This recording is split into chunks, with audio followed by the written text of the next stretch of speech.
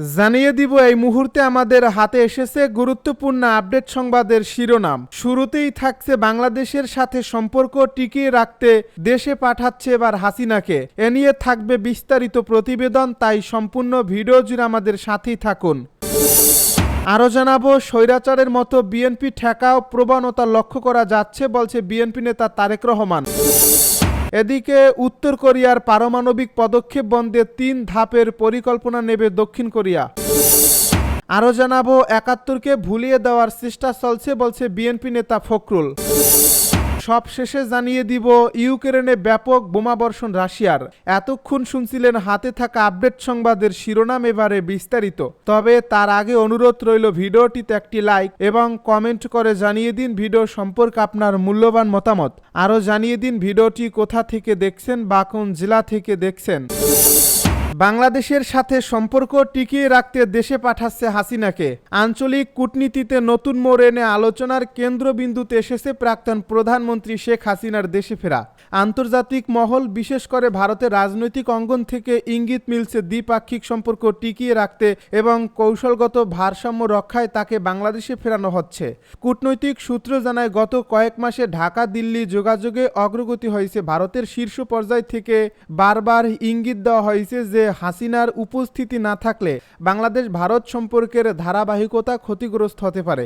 সেই প্রেক্ষিতেই তাকে দেশে ফেরানোর সিদ্ধান্ত গতি পাচ্ছে। সূত্রমতে হাসিনার ফেরার প্রক্রিয়া শুধু ভারত নয়, আরও কয়েকটি প্রভাবশালী দেশও সক্রিয়। পশ্চিমা কূটনীতিকেরা আশঙ্কা করছেন বাংলাদেশে যদি রাজনৈতিক স্থিতিশীলতা নষ্ট হয় তবে তা পুরোদমে দক্ষিণ এশিয়ার জন্যই হুমকি হয়ে দাঁড়াবে। তাই আঞ্চলিক স্বার্থে তার প্রত্যাবর্তনের ব্যবস্থা করা হচ্ছে। রাজনৈতিক বিশ্লেষকেরা বলছেন, হাসিনার দেশে ফেরা শুধুমাত্র একটি ব্যক্তিগত প্রত্যাবর্তন নয়, এটি 2 প্রতিবেশী দেশের দীর্ঘমেয়াদী সম্পর্ক টিকিয়ে রাখার প্রয়াস। এক বিশ্লেষক মন্তব্য করেন, বাংলাদেশ ভারত সম্পর্ক সব সময় ব্যক্তি নির্ভর ছিল। হাসিনা সেই সেতু বন্ধনের মূল প্রতীক। তাই তাকে ফেরানো হচ্ছে সম্পর্ক ধরে রাখার জন্য।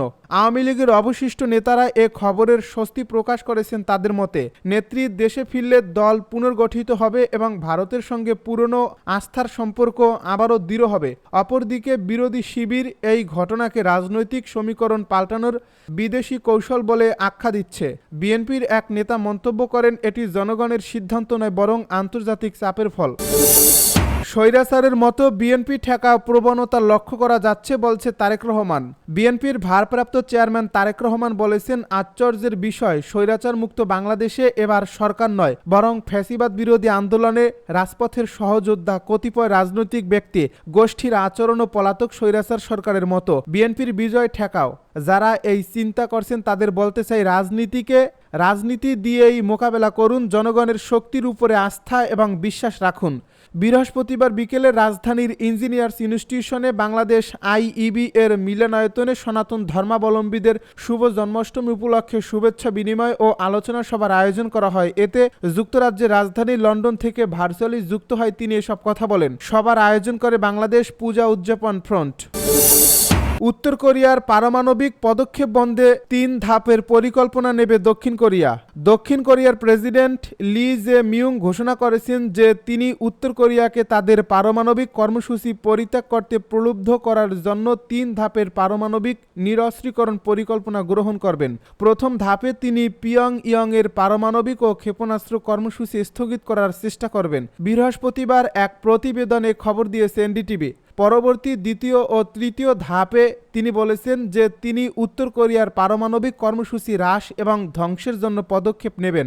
ইয়োনহাপ নিউজের প্রতিবেদনে বলা হয়েছে, তিনি জাপানের প্রধানমন্ত্রী শিগেরু ইশিবারের সঙ্গে শীর্ষ বৈঠকের আগে ইয়োমিউরি শিম্বুনকে এক সাক্ষাৎকারে এ পরিকল্পনার বিস্তারিত তুলে ধরেছেন। ৭১কে ভুলিয়ে দেওয়ার চেষ্টা চলছে বলছে বিএনপি নেতা ফখরুল। দেশে ৭১কে ভুলিয়ে দেওয়ার ষড়যন্ত্র চলছে বলে অভিযোগ করে সবাইকে ঐক্যবদ্ধ থাকার আহ্বান জানিয়েছে বিএনপির মহাসচিব মির্জা ফখরুল ইসলাম আলমগীর। জন্মাষ্টমী উপলক্ষে বৃহস্পতিবার বিকেলে রাজধানীর রমনার ইঞ্জিনিয়ার্স ইনস্টিটিউশন মিলনায়তনে শুভেচ্ছা বিনিময় অনুষ্ঠানে কথা বলেন তিনি।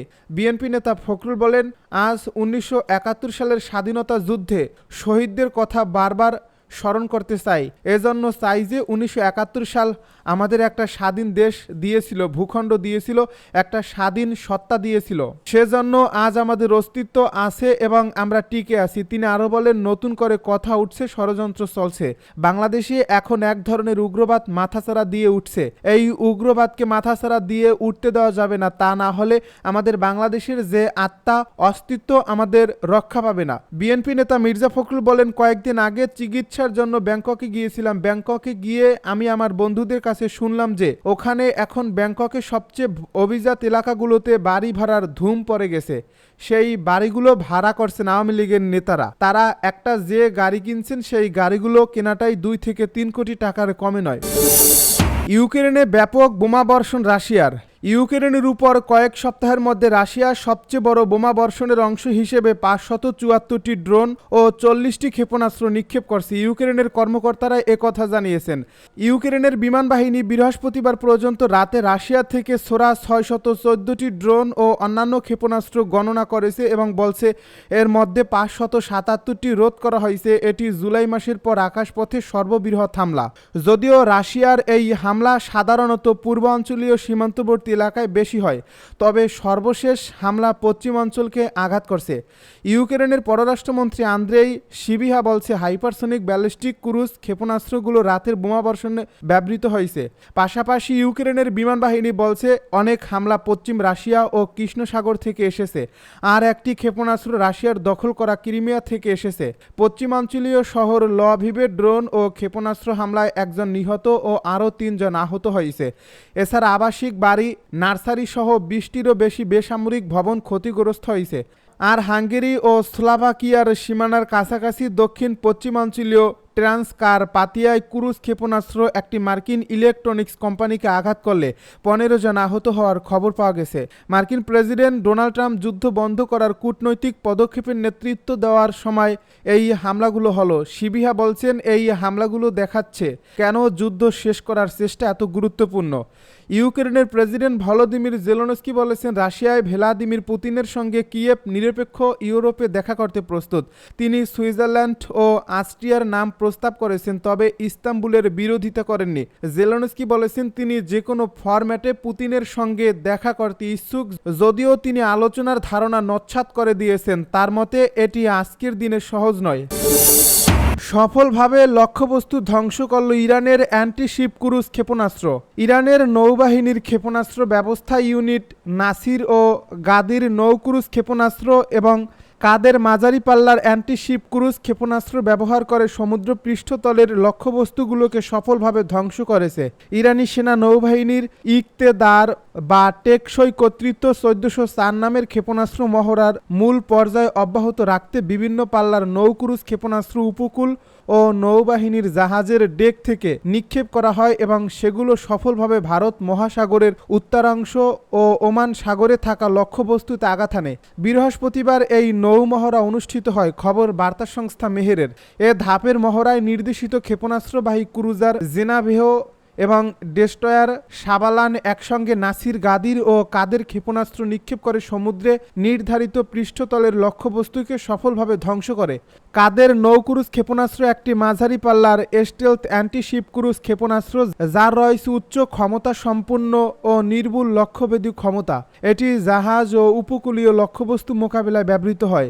আর গাদির নৌ ক্রুজ ক্ষেপণাস্ত্রটি একটি দীর্ঘ পাল্লার ক্ষেপণাস্ত্র। এটি রাডার এড়িয়ে যেতে সক্ষম অ্যান্টি-শিপ ক্রুজ ক্ষেপণাস্ত্র, যার রয়েছে উচ্চ ধ্বংস ক্ষমতা ও নির্ভুলতা। এটি শত্রুপক্ষের জাহাজ মোকাবিলায় ব্যবহৃত হয়।